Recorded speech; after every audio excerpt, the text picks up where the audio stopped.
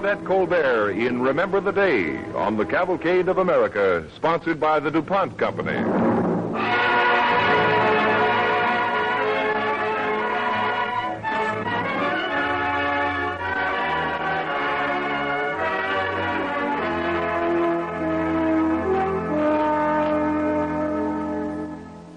This is the story of a gentle woman, a school teacher, and her faith in a little boy who, under her wise and understanding guidance, grew to be a great man. Since this inspiring story is typical of those who, in each generation, mold the future of the America we are fighting for, it is appropriate to bring to you today a special radio adaptation in which that charming screen player, Claudette Colbert, plays the part of the beloved schoolteacher in Remember the Day on the Cavalcade of America.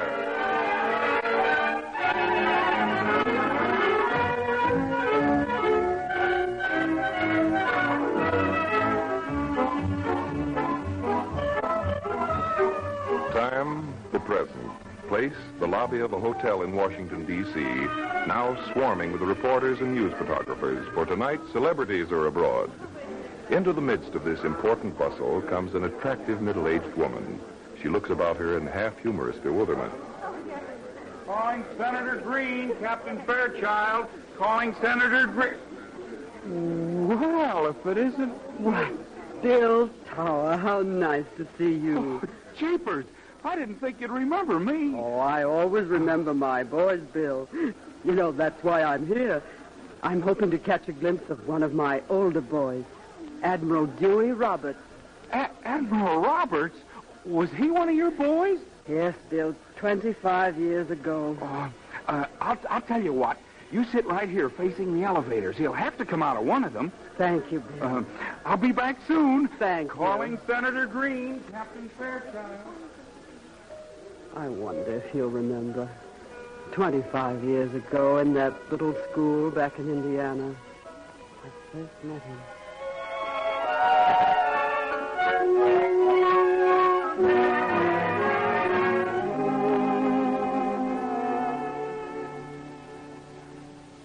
All right, children, let's settle down and finish our history lesson. Kate, can you tell us where the next important engagement took place in the War of 1812? No, ma'am. My brother Steve took my history book. Now, quiet. Dewey, can you tell us? Dewey, Robert. Yes, ma'am? What were you reading, Dewey? My book. Your history book? Oh, no, ma'am. A book by Christy Mathewson on how to pitch. Oh, I see. Oh, well, Steve, you'd better tell us. Where did the next engagement take place? On September 7th, 1813, Commander Perry led 9 ships in his bark to It was a brig, not a bar. Children. Bark, what difference does it make? Boys. It's just an old signboard. A brig's a 2-masted square rig. Here, The here. bark's got 3 masts. Dewey, be quiet. Oh, he's a know-it-all. That will do, Dewey. You'll stay after school and write 250 I beg your pardons on the blackboard. Oh, that isn't fair. Now, children. Now, I have a pleasant surprise for you. Our principal, Mr. Steele, has given me permission to take you all to the matinee of Midsummer Night's Dream on Saturday. Saturday? Yes, Dewey? But Saturday's our ball game with Crossville. Mr. Hopkins has it all arranged. Who's Mr. Hopkins? He's our new manual training instructor.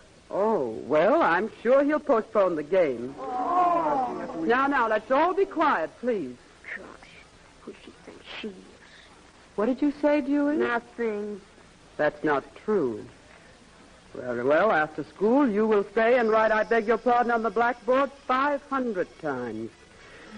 Now, who's the monitor?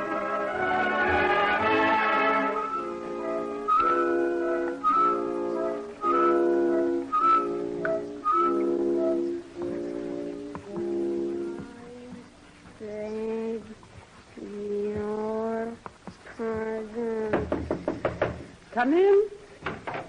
Miss Trunell? Yes? I'm Dan Hopkins, one of your associates. Oh, yes. How do you do? Fine. Mind stepping outside? Oh, certainly. About Saturday, it seems we've got our signals mixed. I know. I'm sorry. Why not postpone the matinee? The tickets are arranged for. We're in the position of the irresistible force and the immovable object, aren't we? I don't know how immovable you are, Mr. Hopkins, but I'm afraid I'll have to be irresistible. You are. Well, here comes our principal. We'll let him settle it. Oh, hello, Mr. Steele. Oh, Mr. Hopkins, Miss Trinnell will be taking her grade to the theater on Saturday. But I need some of her boys. Must manage without them. But, Mr. Steele... Don't argue, Mr. Hopkins. Good morning.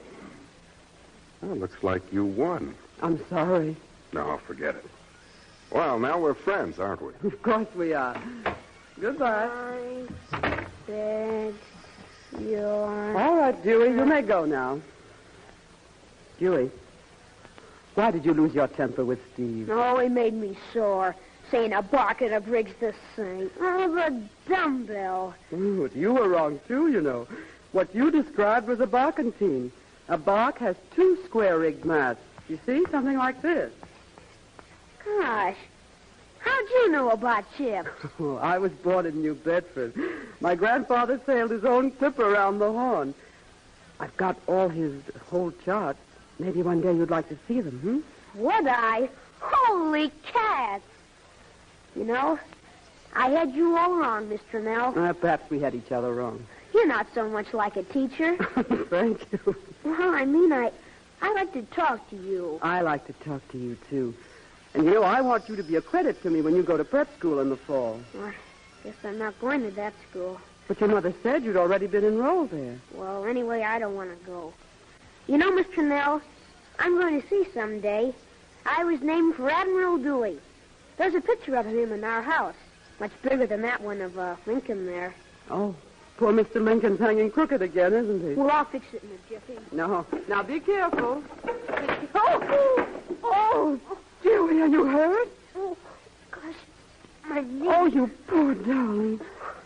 Oh, I'm all right. No, it was my fault for letting you straighten the picture. I'm dreadfully sorry. Oh. Here, Dewey, put your arm around my shoulder. That's it. Now, you sit here while I get...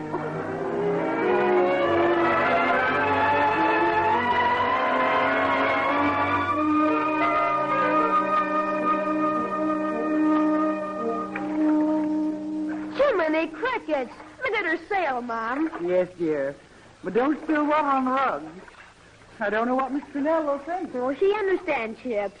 Oh, there she is, Mom. Oh, Mr. Hopkins, come in. Come in. Thanks. I just stopped in for a split second. Hi, old-timer. How's the knee? Oh, coming along fine. Let me see. How long has it been? Nearly 6 weeks. Summer vacation starts tomorrow, and look at me. It's tough, all right.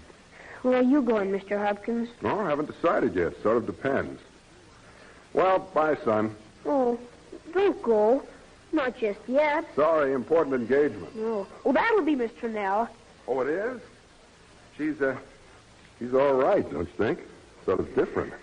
Gosh, she's... Well, Yeah, I know what you mean. How do you do, Mrs. Roberts? I want to thank you again, Miss Trinnell, for tutoring Dewey in your spare time. Oh, I loved it. But he still refuses to go to boarding school in the autumn. Hello, Miss Trinnell. Hello, Mr. Hopkins. Excuse me, folks. I've got a cake in the oven. Well, Dewey, I came to say goodbye. Oh, you going away?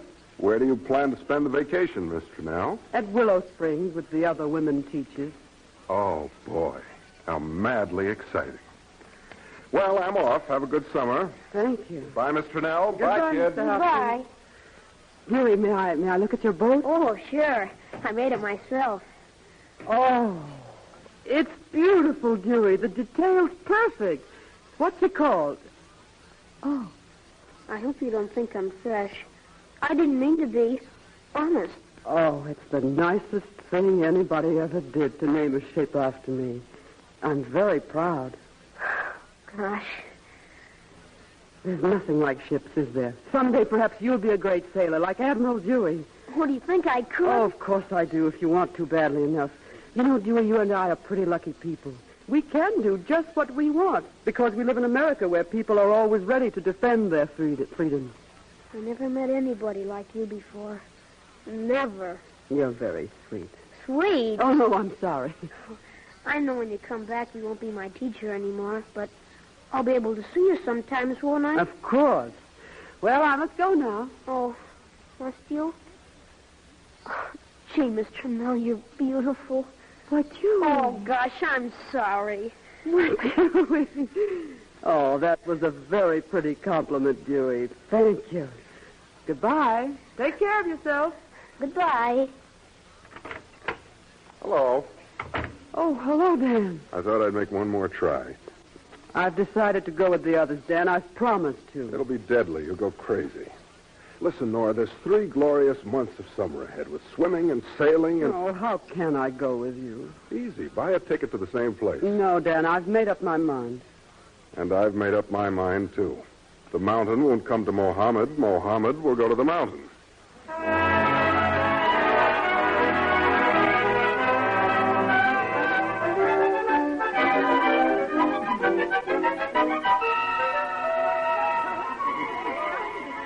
Mr. Nell. Dewey, how you grown? Hello, Mr. Hopkins. Well, young fella, have a good summer? Oh, not bad. Did you have a nice vacation, Mr. Nell? Wonderful, Mr. Hopkins. Oh, excuse me, Mr. Nell. I love you. Good. Darling. Where are you going to be for a bit? Here, why? Mr. Steele wants to see me. You won't move? No, not a step. I'll be right back. Good morning, Mr. Steele. You wanted to see me? Yes. A certain matter has come to my attention. A very delicate matter. Yes? I'm not attempting to judge your moral conduct, but I am determined to avoid a scandal. I'm afraid I don't understand. Neither would the parents of the children at this school, should they learn that you and Miss Trinnell had spent the entire summer together. Just what are you insinuating? That is an example to use, Mr. Hopkins. You are unsatisfactory. I must therefore ask for your immediate resignation. That's all. Now, just a minute, Mr. Steele. We'll not wait a second, Mr. Hopkins. You will leave today. As to Miss Trinnell... Listen, Mr. Steele, Miss Trinnell is entirely blameless. I deliberately went where I knew she was. I'm glad to hear that. If I unwittingly broke one of your rules, I should be the one to suffer. Quite so. You agree? And if I resign, Miss Trinnell needn't be dragged into it. Possibly not. I'd like your assurance on that. Very well, you have my assurance. I'll depend on it. Good day. What did Mr. Steele want? Well, he had a message for me, a telegram from my brother. He has an opening for me in Chicago. A job, you mean? Uh-huh. Will you quit school and marry me right this minute? Dan, are you insane? Only about you. Oh. Dan, there's something wrong. You're keeping something from me. When are you going? Today. Today? The telegram said to report at once. Oh. It's only for a little while. Then we'll be together again. I'll be back at Christmas and we'll be married. Dan, you're quite sure you're doing the right thing? Believe me, darling, it's got to be this way. Well, I'll see you again before you go. No. Oh, no. Dan, I still can't seem to realize that. Dan, I love you so. And I love you. Goodbye, darling. Till Christmas. Till Christmas.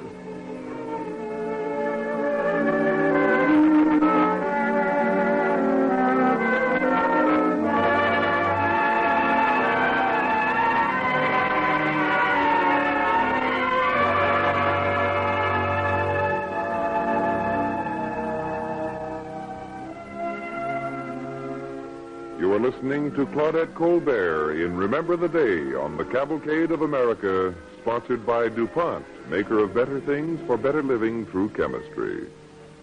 As the curtain rises again, it is Christmas Eve at Nora's boarding house. The doorbell rings and she hurries to answer it.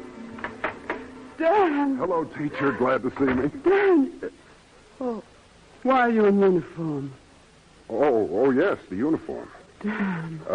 Lieutenant Hopkins of the Royal Canadian Engineers. Oh, but why? Look pretty snappy, don't I? I knew it couldn't last. I knew it. When did you...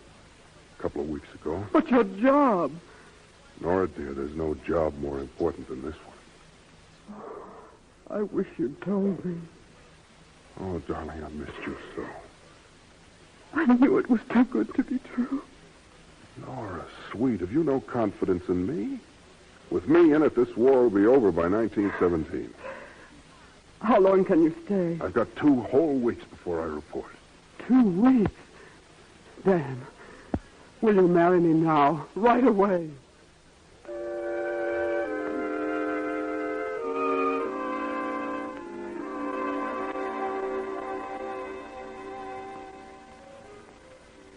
Lazy Nora, she won't get up. Won't get up.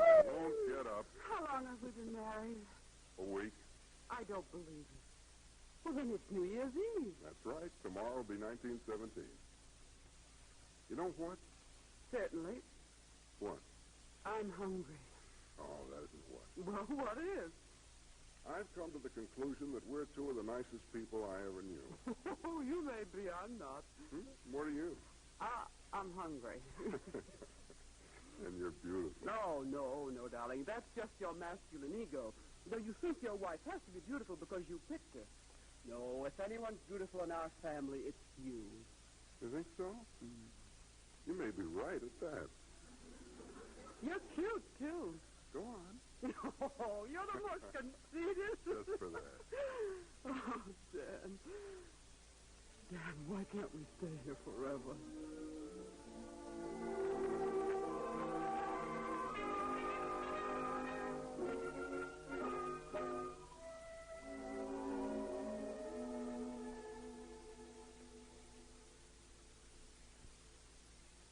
Gee, Dewey, fancy Mr. Hopkins being a soldier. Now, you see why he quit school? I knew all the time it wasn't on account of any girl. It was, too. We just didn't know who the girl was, that's all. Well, who was it then? Miss Trinnell, of course. You're a liar. Why, everybody knows she's stuck on him. Oh, you're crazy. She wouldn't any more much around There's than... nothing so fierce about having a crush on a fella. Most all women get crushes. Come on, Steve. Not her. She's different. She's different from anybody.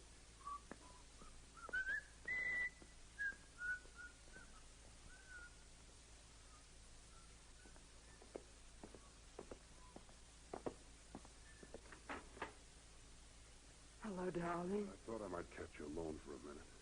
Pretty hard to find any privacy around. Oh, I know. Why not tell Mr. Steele? Ask him to give you a leave of absence till I go. I can't, Dan.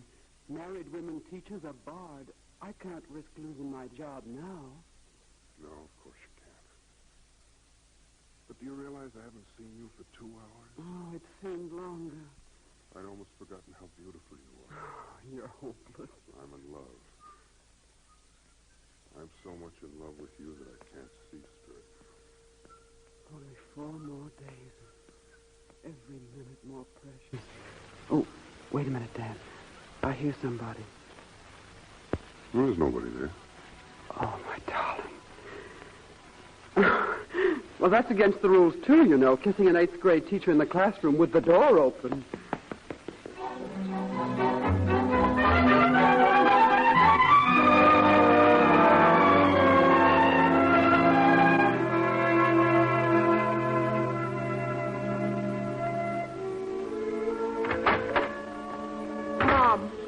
Yes, Dewey? Mom, I want to go away. Go away? What do you mean, Dewey? I want to go to Johnstown, to prep school. But, Dewey... Please, Mom, I've got to. I've got to go.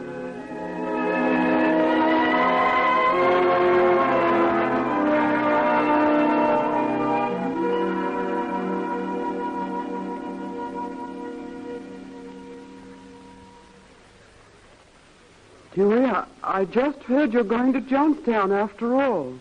Sure. I'm leaving tonight. Well, weren't you coming to say goodbye to me? No. I thought we were friends. What's happened, Dewey? Well, it's all right if you don't want to tell me. Oh, great guns. Don't be nice to me. Go ahead and laugh at me. I'm not laughing, Dewey, but I don't understand. Come on. Tell me what's hurt you, please. Well, I wanted to talk to you about something special. So, I went to your classroom. The door was open. And I saw you and Mr. I see. I wonder what I should tell you. There's so much and so little time. You don't have to tell me anything. I'd like you to understand, Dewey. You're only 12. How can I make you see? I'll be 13 soon. Well, Dewey, there's your boat on the floor. Aren't you taking it with you? No. Through with all that kid stuff. That's a fine way for a master to talk about his own craft. Is that the attitude you're going to take when you're captain of your own ship? I'll never be captain of anything. Yes, you will. Oh, I don't know what I'm going to do now. It doesn't matter. But you will know, Dewey, and you'll find out something else. What you're going through now is a part of growing up, the part of learning. Oh, I know how it hurts to find out that the people one loves are not stars, but human beings made of flesh and blood, and when they disappoint you, you mustn't let it throw you off your course. Listen, Dewey, I'll tell you a teacher's secret. Each year, there's someone who stands out in the class, someone who makes teaching worthwhile, whom she counts on and loves as though that child were her own. You're one of those few, Dewey. You mustn't let me down. Stick to your course, sailor, and don't let anybody stop you. I'll try. Honest, I will, Mr. Nell.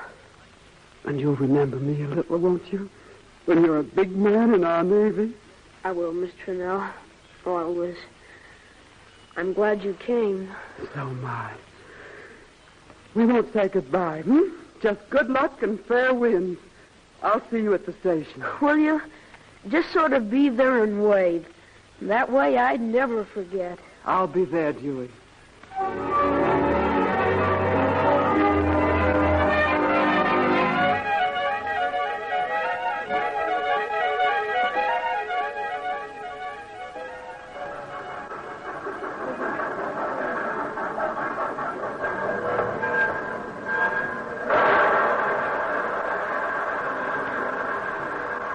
Now, you're not going to cry. I can't. I'm all cried out. Darling, I wanted to be brave, to make it easy for you to leave, but I can't. I'm selfish. You've given me the world, and I want to keep it. Keep it for me, too. Oh, Dad, don't go. You wouldn't want that. No, of course not. Oh, Dad, I'm afraid. I'm afraid of being alone. I'll be back. I'll always be with you. Miss me. Miss me a lot. Goodbye, my dear. Come back to me.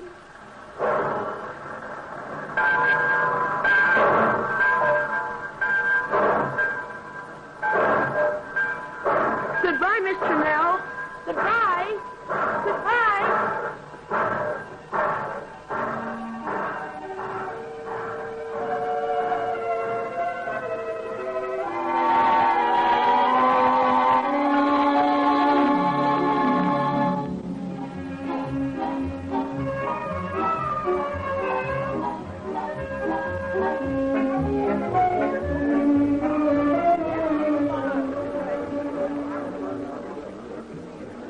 Captain Fairchild, Mr. Murphy.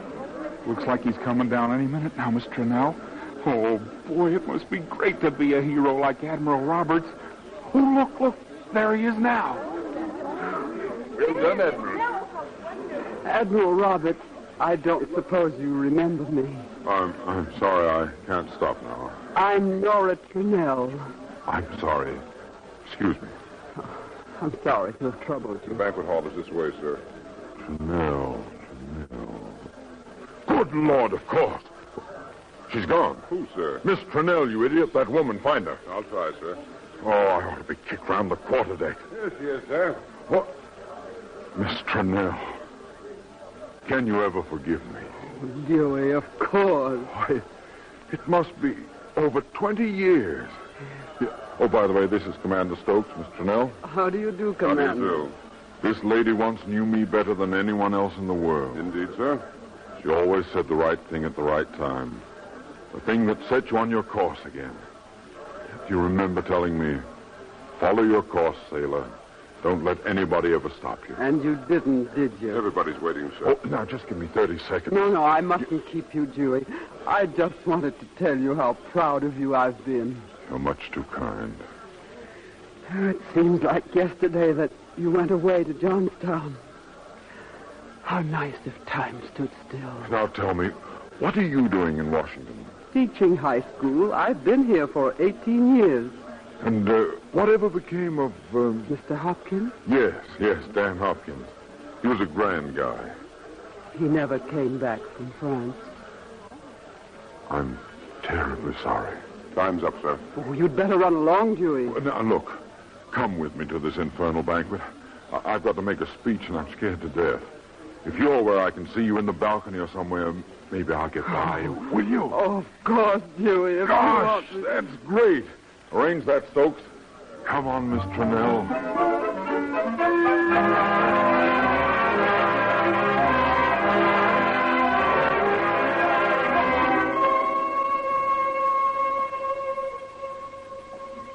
In this country, we've had a long lease on freedom. But this time, we're going to own the right to freedom. We're going to stop paying rent in blood for a temporary peace. To do this, we must not only stamp tyranny from the world now, we must hand down to our children and our children's children a deed of ownership, a blueprint of democracy, so they may keep eternal vigilance that the democratic way of life, the only way for us Americans, shall never perish from this earth.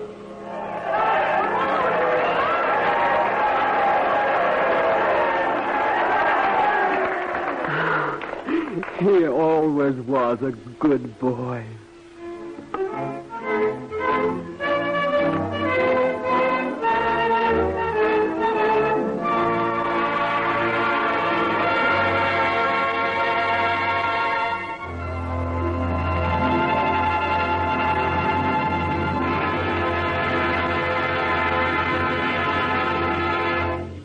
Now, here is our star again, Miss Claudette Colbert.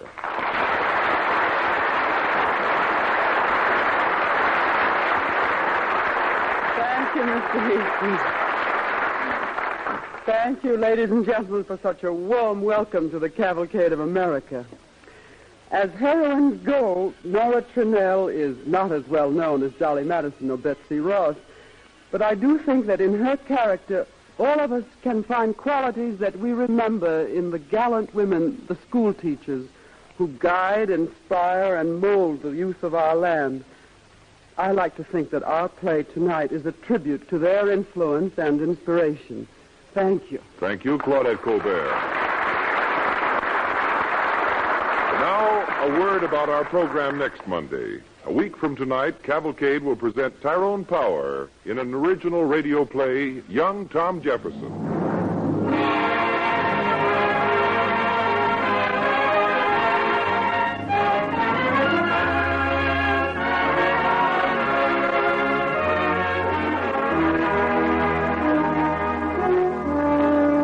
Next week on the Cavalcade of America, Tyrone Power in a new radio play, Young Tom Jefferson. Appearing with Miss Colbert tonight was Tommy Cook as Dewey and Elliot Lewis as Dan. Our program was based on the play and motion picture Remember the Day by Philo Higley and Philip Dunning. Miss Colbert will soon be seen in the Paramount picture The Palm Beach Story. The music on Cavalcade tonight was composed and directed by Robert Armbruster. This is John Heaston sending best wishes from DuPont. Program came to you from Hollywood. This is the National Broadcasting Company.